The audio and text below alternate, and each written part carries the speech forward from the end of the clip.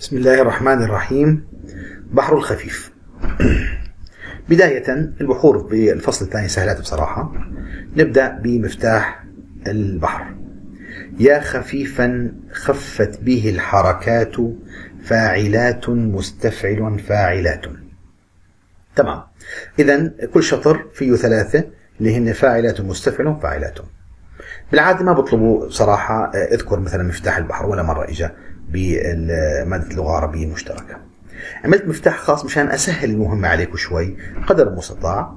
مثلا لو فرضنا بما أنه بحر خفيف، وجبة خفيفة سريعة. الوجبة الخفيفة السريعة بناكلها بشكل مستعجل، صح؟ آكلات مستعجل آكلات على وزن فاعلات مستفعل فاعلات.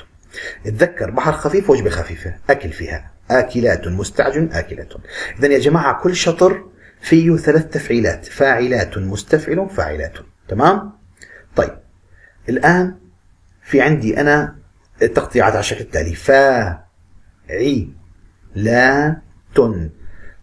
هاي هي التفعيلات أو المقاطع الرئيسية للتفعيلة فاعلات. انتبهوها، كله طويل ما عدا رقم 2 بيجي قصير. فاعلات. تمام؟ فاعلات. مستفعل، لاحظوا مستفعل. لاحظوا انه فاعلات مقاطعها ومستفعل قريبة على بعض على فكرة. شوفوا كله طويل، هون المقطع الثاني هو القصير، بمستفعل المقطع الثالث هو القصير. شفتوا هذا الشكل وهذا الشكل لازم ينحفر بذاكرتكم حفر. بس تشوفوا هالشكل تقولوا هذا مستفعل وهذا فاعلات. هاي نفس الشيء فاعلات. تمام. إذن ثلاث مقاطع أو ثلاث تفعيلات رئيسية في كل شطر. الآن التفعيلات الفرعية، ركزوا معي. الفاعلات مرة بحذف الألف هاي ومرة بحذف العين، بس ألف وعين. نحذف الألف بصير فاعلات. شوفوا فاعلات، شكلها مميز على فكرة. قصير قصير طويل طويل. شفتوا قصير قصير طويل طويل. ممكن أحذف العين بصير فالات. مميز الفالات. شوفوا طويل طويل طويل، ثلاثة طويل. فالات. مع ملاحظة انه هاي التفعيلة بتيجي بأي مكان بالبيت، سواء التفعيلة الأولى أو الثالثة من كل شطر، تقع في الجميع. يعني كل واحدة تيجي ممكن تيجي التفعيلة الأولى فاعلات، ممكن الثالثة فاعلات. أما فالات لا تقع إلا في النهايات، يعني بالضرب والعروض، بالتفعيلة الأخيرة شطر أول أو التفعيلة الأخيرة شطر ثاني. انتبهتوا؟ فالات تيجي بالآخر وبس، ممنوع تيجي التفعيلة الأولى فالات. ديروا بالكم، الأولى مستحيل تكون فاعلات، هون فاعلات. أما فاعلات ممكن تكون الأولى أو الثالثة، أمر طبيعي. مستفعل بحذف منها السين فقط. متفعل لاحظوا جاي بشكل متناوب. شوفوا قصير طويل قصير طويل. شفتوا متناوب. متفعل. طب أستاذ مستعل ما في؟ لا، بالبحر الخفيف ما في مستعل. ديروا بالكم، اللي بيطلع معه مستعل بالبحر الخفيف عنده خطأ 100%. مستعل ما في هون في متفعل بس. هاي التفعيلة مستفعل يحق للشاعر يخليها متفعل إذا بده، بس غير هيك لا. تمام. طريقة كشفه سهل كثير. المقطع الثالث والرابع طويل طويل، خلاص. مشان أحولها لأرقام بصير سهل عليكم كمان، لأن كل بحر بدي أسوي له رقم أنا. هسا المقطع الطويل مش عبارة عن حرفين؟ طب خلينا نرمز إحنا للمقطع الثالث والرابع، بيكون على شكل رقم 22. شو قصدي ب 22؟ إنه المقطع الثالث طويل على شكل حرفين، مؤلف بيكون حرفين، والمقطع الرابع كذلك الأمر بيكون عبارة عن طويل 22. إذا حطوا بالكم إنه رقم الخاص بالبحر الخفيف بيكون 22. شو قصدي ب 22؟ إنه المقطع الثالث والرابع بيكون طويل طويل، خلاص. بس أشوفه طويل طويل يعتبر إنه هذا بحر خفيف. مثال، لو فرضنا معكم بيت قطعته مثلا، هاي قطعنا. نيجي على المقطع الثالث والرابع، تفضلوا. الثالث والرابع طويل طويل، خلاص بنطبق عليه رقم 22، صح؟ 2 لأن المقطع الطويل عبارة عن حرفين. ما هو مشان السهولة راح أرمز له 22. بحر الخفيف بيكون شو بفصل؟ أربعات. تذكروها، أربعات بالخفيف، 4 على الماشي. ناخذ أمثلة يلا. إن قلبي يحب من لا أسمي في عناء أعظم به من عنائي. إن قلبي يحب بو، لأنه في شدة، حب بو لحالها البو، من لا سمي، شفتوا الشدة؟ مرة الميم مع السين ومرة الميم مع الياء. سمي في نا إن، تنوين لأنه حرفين يعتبر.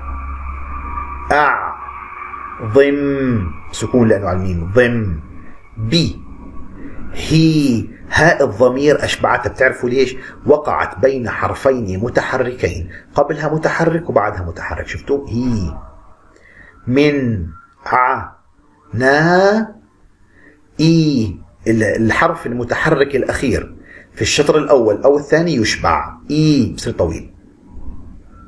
تفضلوا بروح على المقطع الثالث والرابع. طيب 22 يعني طويل خالص، معناته بحر خفيف. بفصل أربعات، هاي 4 وهاي 4 وبسمي. هاتوا نشوف شو اسمها.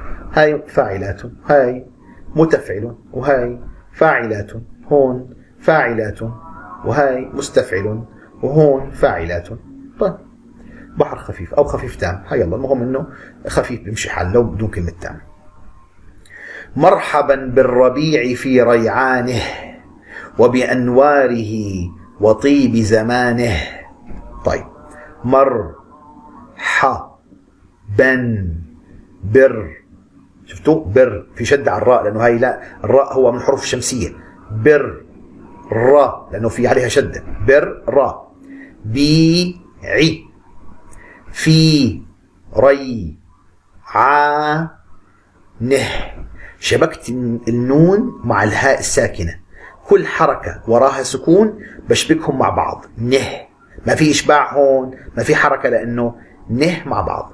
و بي أن و ري هي، إشباع الهاء. تعرفوا ليش هاء الضمير أشبعته؟ وقع بين حرفين متحركين، الراء متحركة والواو متحركة، بشبعها. هي و طي بي ز ما نه، لأنه هاء ساكنة شبكتها مع النون. طيب كالعادة المقطع الثالث والرابع طويل يا جماعة. إذن بحر أكيد خفيف، بنطبق عليه رقم 22 كمان. بفصل أربعات يلا. هاي شو اسمها؟ اسمها فاعلات، وهون متناوبة، قصير طويل قصير. هاي متفعل. 3 شحطات شو اسمها؟ فالات. هاي شو اسمها؟ قصيرين طويلين، فعلات، وهاي متفعل، وهاي فاعلات. تمام. نزل السهل ضاحك البشر يمشي فيه مشي الأمير في بستانه. لا بدنا احنا نقطع البيت الأول أول شيء. لس شو عملت؟ شبكت اللام مع السين اللي هي من الحروف الشمسية وعليها شدة، في سين ثانية هسه. لس سهل ضاحي كالبشر يمشي فيه قصير. الهاء هون هاء الضمير ما أشبعتها. ليش؟ لأنه في قبلها السكون، ما وقعت بين حرفين متحركين، ياء ساكنة. مش يل ميري في بستانه. المقطع الثالث والرابع طويل خلاص. إذن هذا بحر خفيف. بفصل أربعات. هاي شو اسمها؟ قصيرين طويلين، فعلات، وهاي متناوبة اللي هي متفعل، وهاي عادية اللي هي فاعلات، وهاي الرئيسية فاعلات، هاي متناوبة متفعل. 3 شحطات فالات. نغم في السماء والأرض شتى من معاني الربيع أو ألحانه. غ من فس س والأرض شتى. شفتوا شد لأنه في عليها شتى. من عانر، شبكت النون مع الراء اللي هي حروف شمسية عليها شد لأنه. طب والياء حذفت الياء لمنع التقاء الساكنين. معانر بيعي أو الحانه. طبعا طويل كالعادة، الثالث والرابع. إذا بحر خفيف نفس الأربعات يا جماعة. تفضلوا. قصيرين طويلين فاعلات. متناوبة متفعل. عادية اللي هي الرئيسية فاعلات. رئيسية فاعلات. متناوبة اللي هي متفعل. وثلاث شحطات اللي قلنا عنها فاعلات. مجزوء الخفيف، شوفوا مش الخفيف عبارة عن فاعلات مستفعل فاعلات بكل شطر. شطبوا لي على الأخيرات، ما بدي إياهم، خلوا لي بس فاعلات مستفعل بكل شطر. خلاص هذا مجزوء الخفيف. فاعلات مستفعل، انتهت القصة. تمام. والفرعيات نفس الشيء، فاعلات بتصير فاعلات، ومستفعل بتصير متفعل. طب وفالات، ما في فالات، ما راحت هاي اللي بتصير فالات، ما عاد في لها وجود خلص. فالات ننسوا لي اياها بالمجزوء، ما في. طيب شو طريقة كشفه؟ نفس الشيء، الثالث والرابع طويل يا جماعة. 22 يعني 22 هذا شايفين، الثالث والرابع. طب استاذ كيف راح ميزوا عن التام؟ عدد مقاطع الشطر الأول. عدد مقاطع الشطر الأول بالخفيف بيكون 8 بس، بينما بالتام بيكون 11 أو 12 يعني. ملاحظة، عدد مقاطع تام بالخفيف بيكون يا 11 يا 12، بينما هون 8. تمام، 8. طيب، قل لمن لام في الهوى هكذا الحسن قد أمر.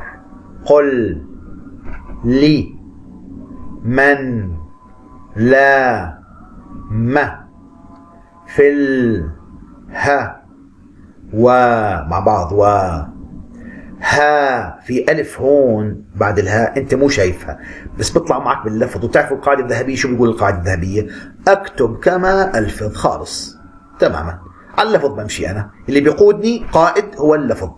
ها طويل، بدي أشبك الذا مع شو بصير؟ ذل، والألف راحت وهمزة الوصل هاي راحت، كله راح.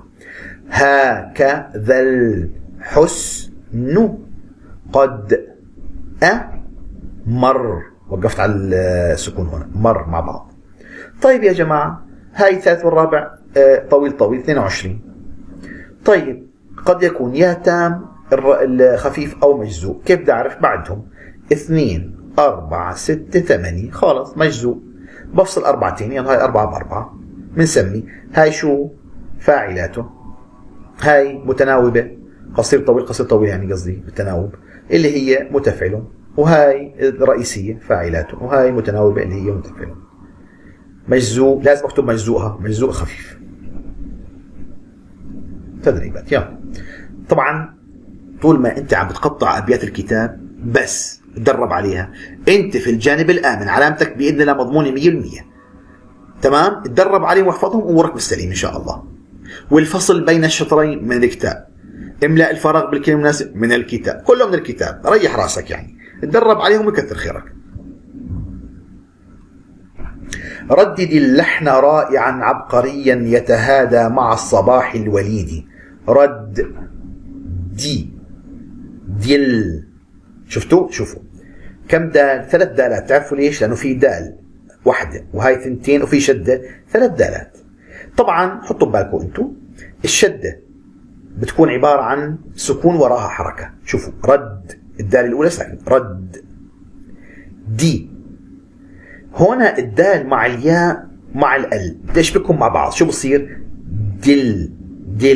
والياء هاي سقطت حرف علة لأنه لمنع التقاء الساكنين. دائما حرف العلة هو الضعيف، دائما بيطلع برا. رد دل لحن رائي عن عبقريا. شفتوا؟ هاي ري وهاي ين تنوين لأنه يا تا ها دا ما عص ما بصير اشبكهم مع بعض اقول مع لانه حركه ما بصير اشبكهم. ما لحال هاي ما عص لانه في شده عص ص با حل و لي دي اشباع الاخير ده المكسوره بشبعها. المقطع الثالث والرابع طويل خفيف واضح انه تام يا جماعه 12 لانه شوفت عينكم بفصل اربعات. يلا هاي الرئيسيه فاعلات، هاي فرعيه متناوبه متفعل، هاي رئيسيه فاعلات، هاي فرعيه قصير طويل فاعلات، هاي متناوبه متفعل، هاي رئيسيه فاعلات. وطني لو شغلت بالخلد عنه نازعتني إليه في الخلد نفسي. وطني لو شغلت بالخلد عنه. هاي الهاء أنا مضطر إني أشبعها لأنه جايت بآخر الشطر بتعرفوا هو سي طويل. نازعتني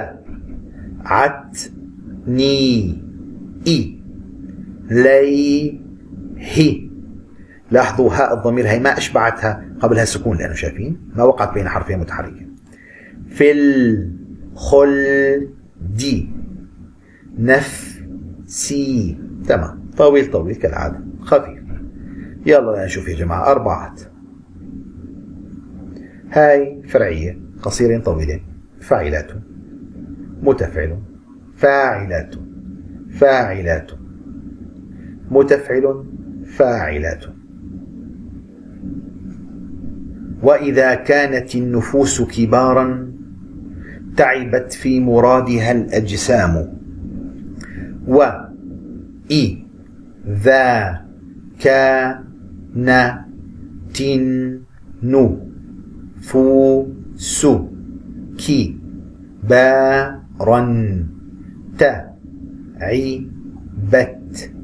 في مرادها الأجسام. إشباع الأخير طويل مقطع الثالث والرابع 22 يعني فصل أربعات. فاعلات متفعل فاعلات متفعل فالات. لم يمت من له أثر وحياة من السير. لم يمت من له إشباع الهاء لأنه بتعرفوا بين متحركين. أثر سكون بالعراء بشبك الراء مع الثاء. وحياة مي نس سي ير. الثالث والرابع طويل وعدد المقاطع 8. لاحظوا 8 4. إذن هذا مجزوء الخفيف بفصل أربعتين. يلا فاعلات متفعل فاعلات متفعل. أي شيء في العيد أهدي إليك يا ملاكي وكل شيء لديك. أي شيء في العيد أهدي إليك. إشباع الكاف الأخير. يا ملاكي وكل شيء لديك. إشباع طويل ثالث والرابع. هذه المقاطع لاحظوا انه عندكم 4 لحد هون و4 كمان هاي 8 و4 12. واضح انه تام الرجل اللي خفيف. طبعا بفصل 4. هاي الرئيسية فاعلات وهي الرئيسية مستفعل وهي الرئيسية فاعلات رئيسية فاعلات متفعل فاعلات. ونظام الأمور عقل وعدل فإذا وليا تولى النظام. ونظام الأمور عقل وعدل فإذا وليا